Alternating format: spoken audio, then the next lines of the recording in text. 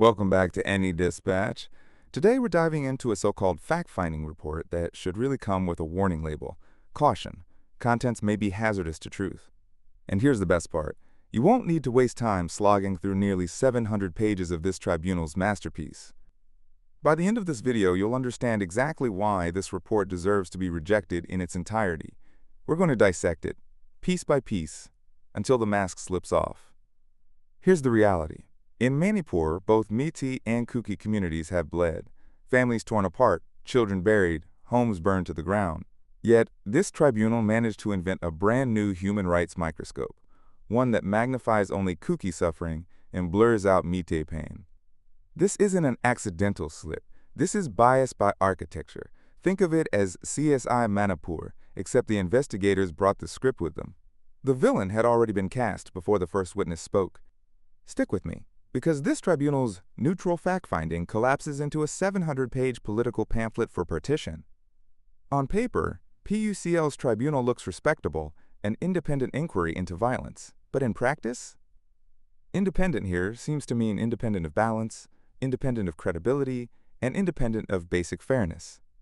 Manipur's reality is simple. Both sides have scars, both sides have graves. But the tribunal decided to count only half. They looked at the destruction and thought, why weigh both sides when one side alone makes for a neater storyline?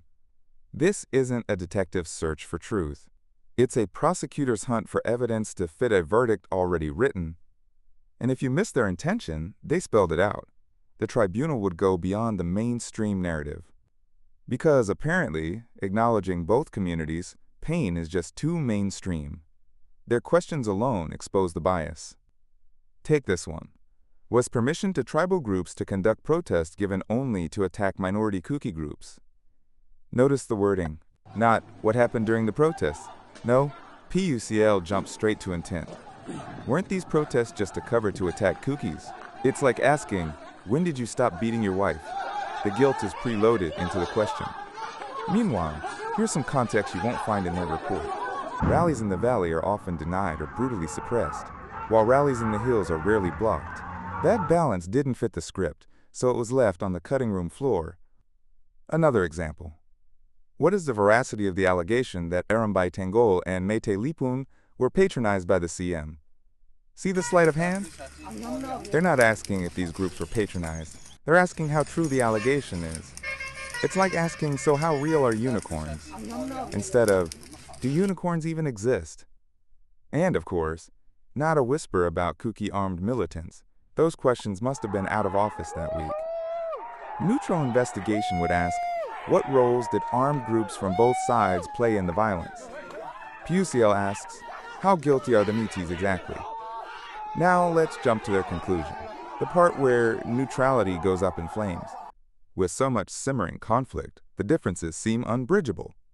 That's it. No reconciliation, no solutions, just a shrug and a declaration of hopelessness. That's like a fire brigade arriving at your burning house and saying, looks pretty bad. Maybe just move. And right on cue, they present the Kuki demand for separate administration as the natural solution. Natural? Like rainfall? No, this is the destination you reach when you build your map to end at partition. This isn't fact-finding, this is political advocacy disguised as investigation. Like going to a marriage counselor who begins the session with, so have you filed for divorce yet? The pattern is too obvious to ignore. Every Meetei action is scrutinized. But violence by Kuki armed groups? Those questions are apparently still stuck in traffic. The language is dripping with drama, savagery, depravity, adjectives so theatrical they could be recycled for a soap opera. And the casting is predictable. Meeteis as villains, Kukis as innocent saints. Nuance doesn't get a speaking role. A neutral investigator would ask, what failures in weapons handling occurred on both sides? PUCL effectively asks, how many times did the police clap for Meetei mobs today? And this isn't academic nitpicking. This bias has consequences. Because grief in Manipur doesn't discriminate. Meetei mothers mourn their sons, Kuki fathers mourn their daughters. But PUCL's report tells half of them, your suffering doesn't count. That's not justice. That's emotional gerrymandering, redrawing the boundaries of pain to fit a political map. And the PUCL report is giving a conclusion that Arambay Tengol and Meetei Lipun members were found standing next to state police near the Centenary Gate in Churachandpur. I want to know on whose testimonials did PUCL arrive at this conclusion. The answer is obvious, though I would not take names here. But one thing I want to show you is that the earliest video footage of burning tires at the Centenary Gate shows some Kuki people there. From videos circulated about that incident, one thing is confirmed that a short while later, 2 Imphal-based journalists arrived at the scene on their way to Imphal after covering the May 3rd rally in Churachandpur.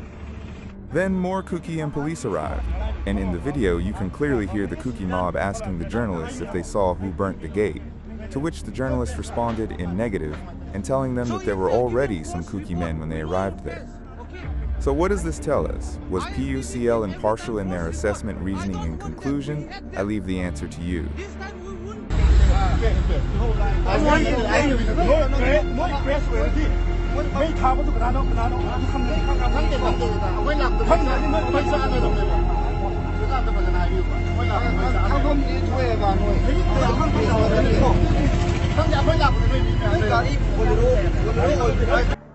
Here's what neutrality should mean. Equal scrutiny of all actors. Open-ended questions that don't pre-assign guilt. Language that's clinical, not dripping with activism. And conclusions that aim to bridge divides, not blow them wider. A genuine investigator asks, what escalated this conflict? PUCL asks, how did the state orchestrate these attacks? That's not truth-seeking, that's fan fiction. When groups like PUCL abandon neutrality, 3 things happen. 1. They lose credibility. Nobody trusts a referee who's clearly wearing one team's jersey. 2. They deepen divides. Reports like this don't put out fires, they add petrol. 3. Worst of all, they make partition sound like the only logical endgame. At that point, they're not investigating the conflict, they've joined it. Manipur deserves truth, not partisan pamphlets. Communities deserve acknowledgement of all suffering, not selective storytelling. PUCL's tribunal is about as independent as a company investigating its own corruption scandal. And their conclusion, that differences are unbridgeable, is a smoking gun. That's not fact-finding. That's partition marketing with a human rights stamp. At NEDispatch, we like our facts like our coffee. Unfiltered, sometimes bitter, but always real. Because truth, not selective sympathy, is the only foundation for justice. If this breakdown saved you from wading through 700 pages of bias, give it a like, share, and subscribe. Don't let advocacy disguise itself as investigation, and don't let a pre-written verdict masquerade as truth. Until next time, this is NEDispatch, cutting through the noise, exposing the disguises, and showing you the Northeast India that reports like these conveniently forget.